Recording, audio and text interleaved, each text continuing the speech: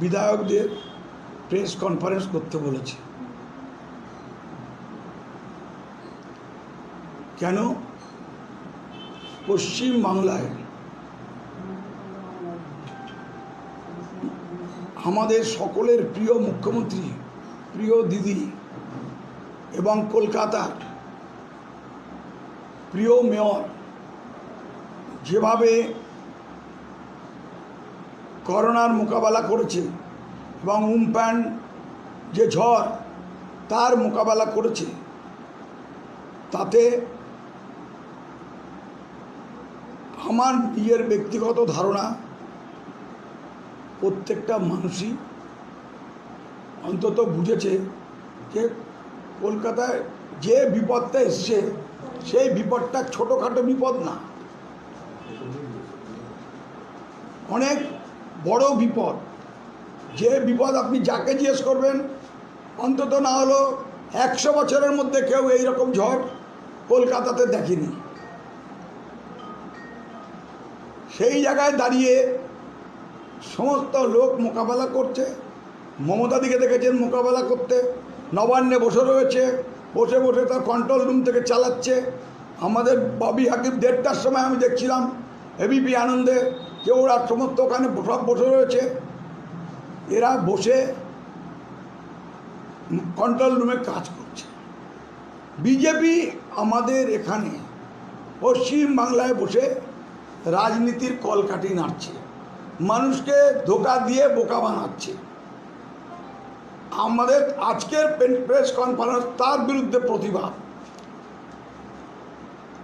আমরা জিজ্ঞেস করতে চাই, এই ঝড়ের মুখে অথবা এই লকডাউন পরিস্থিতিতে ভারতবর্ষের বিজেপির কোন মুখ্যমন্ত্রী রাস্তায় বেরিয়ে কাজ করেছে আমরা তা জানতে চাই।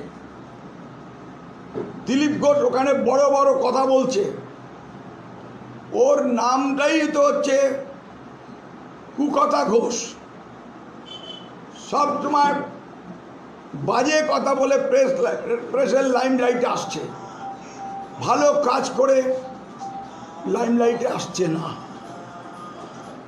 ও বলেছে যে দিদি ধর্মীয় স্থানে এই সমস্ত লকডাউন পরিস্থিতিতে সমস্ত জিনিসটাকে মন্দির, মসজিদ, গুরুদ্বারা এই সমস্ত সব মন্দিরকে খুলে দেওয়ার যে ব্যবস্থা করেছে তাতে দিলীপ ঘোষ সমালোচনা করেছিল। কিন্তু আমরা জানতে চাই তার পরের দিন কি করে মোদি ওই মন্দির, মসজিদ, গির্জা খুলে দেওয়ার কথা, মানে এতে প্রমাণ হয় what Bengal things today India things tomorrow. আমরা এর বিরুদ্ধে প্রতিবাদ করছি। দিলীপ ঘোষ শুধু না, বিজেপি যেভাবে সমস্ত গ্রামে গ্রামে মানুষকে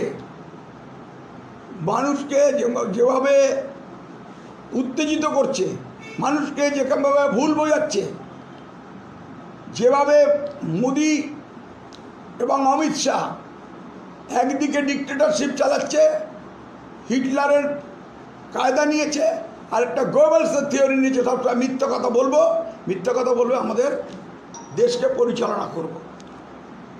কিন্তু ওইটার শিখেছে, কিন্তু ওর পরিণতিটা কী হবে সেটা জানে না। হিটলার আর গোয়েবলসের পরিণতি কী হয়েছিল সেটা এদের বোধহয় জানাশুনো নেই, অতটা পড়াশোনা আছে কিনা আমি জানি না। আমরা খুব গর্বিত, আমরা আপ্লুত, আমরা বুক ফুলিয়ে বলতে পারি তৃণমূল কংগ্রেস যে মমতা ব্যানার্জির মতন মুখ্যমন্ত্রী আমাদের দলের থেকে দেশকে দেওয়া হয়েছে। আমরা অত্যন্ত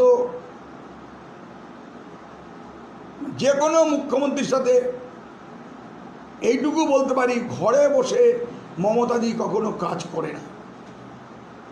রাস্তায় বেরিয়ে যেদিন থেকে মুখ্যমন্ত্রী হয়েছে সেদিন থেকে রাস্তায় বেরিয়ে উনি ওনার কাজ করে যাচ্ছে, লকডাউনেও তাই।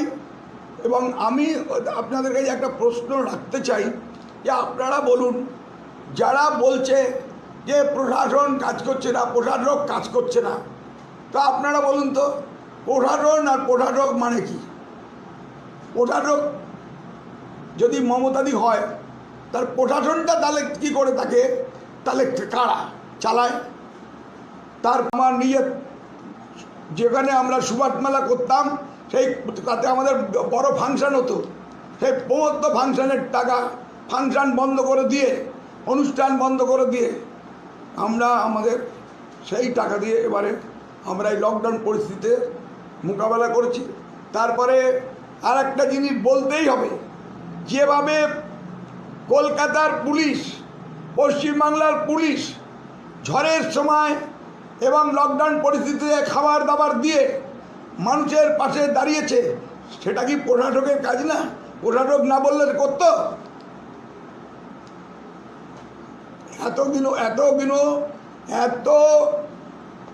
এত বছর ধরে ছোটোবেলা থেকে আমরা এখানে যত জওহরলাল নেহরুকে কম বয়সে দেখেছি, ইন্দিরা গান্ধী থেকে শুরু করে যত আমরা প্রধানমন্ত্রী দেখেছি, এই রকম অসত্য কথা বলা প্রধানমন্ত্রী আমাদের চোখে পড়েনি, বিজেপি সরকার আমাদের চোখে পড়েনি।